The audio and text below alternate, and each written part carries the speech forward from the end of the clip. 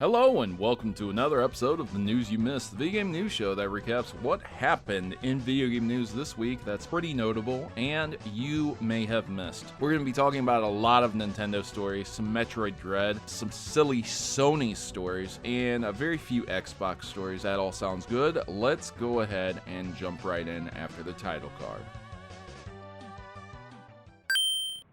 I want to start off by saying that something really crazy has happened, and I actually self-published a book. This book is about a fantasy medieval setting with lots of magic, drama, and a twist at the end that I don't think a lot of people will see coming. I'm not necessarily a writer per se, I didn't go to college for it, but I've written so many essays that I probably could be. I priced it as low as possible over on Amazon, and if you want it, you can go ahead and check it out, or you can enter my Discord and request a free PDF version. Either way, I just want people to read it, and I don't necessarily need people to buy it. But if you want to support me, feel free. So let's proceed into video game news. I want to begin with Pokémon Masters. They have this really cool Halloween event that they're doing, and they have a lot of Halloween themed trainers from the games themselves, but with Halloween costumes and different Pokemon. For example, right here we have Caitlin and Sableye as a seasonal scout, but there are other ones that you can get as well. Check into it if you're interested. The EXP share can't be turned off in Pokemon Diamond and Pearl remakes. So a lot of people don't like this. I think it's okay because the number of times I've played through Pokemon and I've gotten to the point where I'm really annoyed that I have to continuously switch out my Pokemon just to get them leveled up to a proper level is exceedingly annoying. And also, I do a lot of no capture challenges, or I do challenges where I'll have like 2 Pokemon at most. This isn't exactly going to carry my game personally, but I know a lot of other people who are very, very upset about it because they want it to be more difficult. They want it to be more of a challenge. I get that. I understand that. And they just want the option to be able to turn it off. However, at the end of the day, it's not going to be able to be turned off. It is what it is, boys. This is how Pokemon are doing things, and that's how it's going to be. Moving forward, there is someone called Saved You a Watch Game Theory. They explain Game Theory's newest Pokemon theory, and I was linked this. Somebody sent this to me, and you know, a couple people have been like, Proto, please roast him. Please roast this garbage ass theory. I can't, guys. I'm done with him. He does what he does, right? But basically, the theory is that Nurse Joy evolved from a Pokemon, and the other Nurse Joys are regional variants, which has sparked a little bit of controversy where people are claiming that he's saying black people are shiny Pokemon.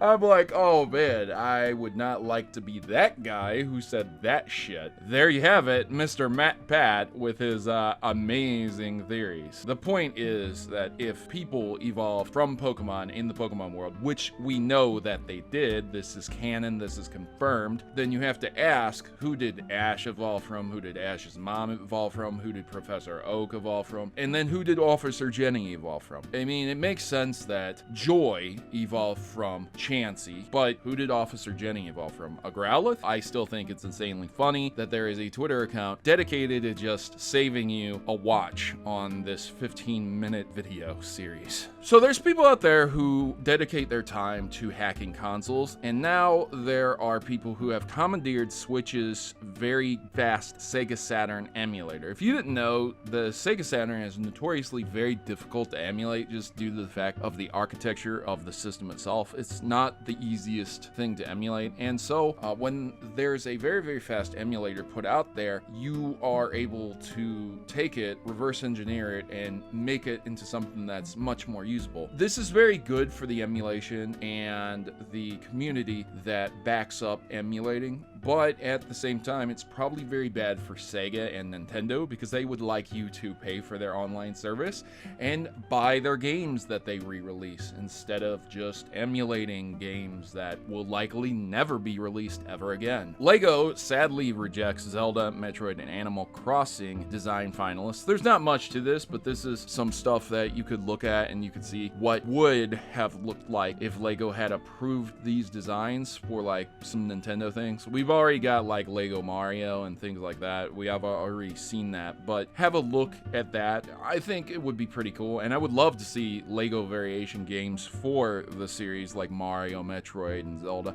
I think that would be super cool, but yet these did not make the cut. So we're getting into Metroid news, and if you guys look up the God of War creator trying to figure out how to break hidden ceiling tiles, you'll come across a video of him reacting in a way that Metroid Dread is designed horribly. This is the original God of War creator, not the 2018 remaster, remake, reboot, whatever you would like to refer to that as. And his opinion is that it is terrible game design. It's very flawed. Of course, I'm going to put up the tweets that he talks about, but if you watch the video, it is cringe-inducing. My man, my guy, I am so bad at Metroid Dread. I have made it to an experiment, and that's all I'm gonna say so I don't spoil anyone, and I can't beat him. I can't do it. I am awful at it. I am too old. I don't have the reflexes to play the game properly. You know, the counters, I'm terrible at it. I'm just terrible at it. I don't think it's a fun game. I really don't like it. It's one of those where the fuck do I go game. But the example that he uses is just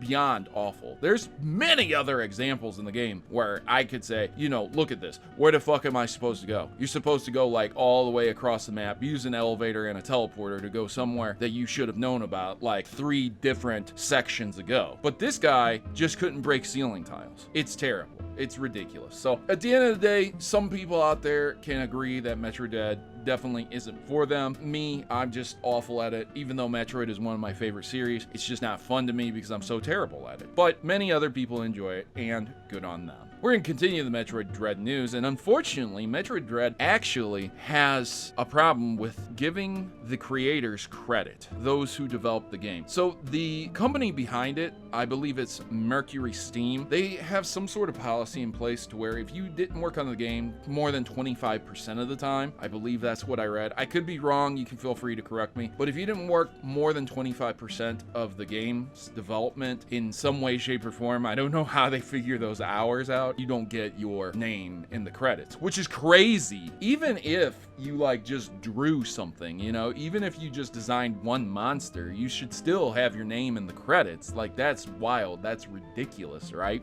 This is probably something that was disclosed to them before they were hired. I don't know. Maybe they accepted it. Maybe they thought that they could change the policy. A lot of people are very outraged that these developers are not being credited properly. The last bit of Metroid Dread news I have talks about downloadable content, and I kind of personally thought that there was going to be some type of DLC at some point in time because it's really ripe to set up potential DLC. However, no, there is no DLC coming to Metroid Dread, and if you see articles that say there is, it's 100% clickbait. It's a lie. It's not true. If you Google it, Google will literally confirm that there is no DLC coming. So maybe down the road, maybe they'll change their minds, but as for now, absolutely not. I want to move over to Nintendo Switch Online, and the N64 controller that's being re-released that you can purchase has Rumble. That's the news story. But we're moving on to something much more controversial, something much more massive, which is insane. The Nintendo Switch Online plus the expansion pack that's going to include N64 games and the Sega Genesis games is going to cost $49.99 a year. That's $50 a year. The original $20 a year online. That gave you access to the Nintendo and Super Nintendo games. It gave you access to the cloud, most importantly being able to play online. The Nintendo Switch Online plus expansion pack gives you access to N64 ROMs and Sega Genesis ROM. People have tried to explain the price point is that Sega is the one that pushed the price point to a massive amount. The Genesis, they don't necessarily own them and they have to license the rights. And so that's why it's costing so much. There are game collections that you can purchase right now for your Nintendo Switch to play Sega Genesis games. And you don't have to rent the games. Who wanted this? It's the most insane thing in the world. The price point is crazy. Look at how expensive this is. But somebody out there is going to pay it. Oh, and also we have the frog chair from Animal Crossing. You also get that in the expansion pack. In Japan, the Xbox Series X and S are doing better than the Xbox One. If you guys didn't know, back in the day when the Xbox One originally launched, in Japan they didn't do very, very well, but now they are doing a little bit better, so that's good news for Xbox users and people across the globe who enjoy Xbox. The bigger story, though, is that pre-orders have begun for the Xbox One X Series mini fridges. That's going up October 9th, and they're available at Target, among other places, because you know scalpers are going to buy them. But it's literally a mini fridge. This is Microsoft embracing the meme about the Xbox One X Series looking like a mini fridge, and I absolutely love it. You can get a literal Xbox One X mini fridge. Now, if only Sony would put out a wireless router that looked like a PlayStation 5, then the world would be complete, would it not? Speaking of Sony, Sony has opened up a website in the US for people to register for a chance to purchase PlayStation 5 coming this holiday season.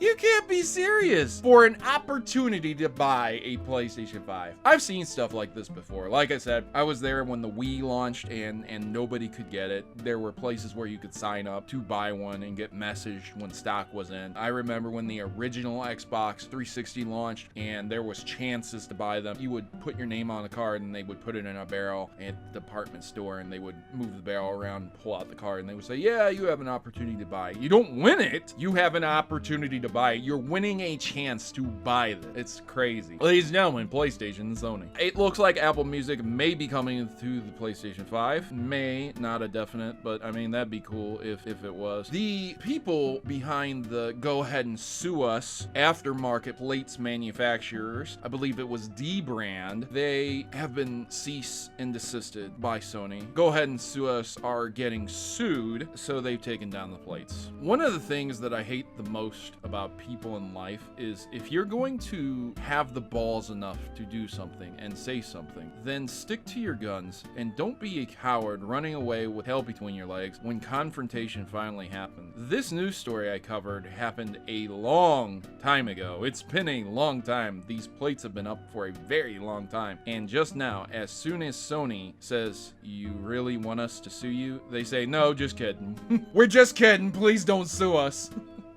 Jesus Christ. God, you're a fucking laughing stock. Finally, I want to end on this. Something a little bit fun and funny. You can now play Doom via Twitter. It's not exactly the funnest thing to do, but basically you tweet commands to a tweet bot, which then inputs the commands into Doom while you watch what occurs in the game. There's an example right here of how you would do this. Again, not exactly the funnest thing and the most accurate or best way to play Doom, but yet again, proving that Doom can run on anything, even social media. So there you have it, ladies and gentlemen. That's this week's The News You Missed. What story spoke to you the most? You let me know down in the comments down below. Make sure to hit that like button, stay subscribed for weekly updates, and if you feel compelled, you can support me on Patreon, because that's what funds this. I make no money off of these videos, and I want to keep it that way to stay free. I'll see you guys next week, and hopefully there'll be better news.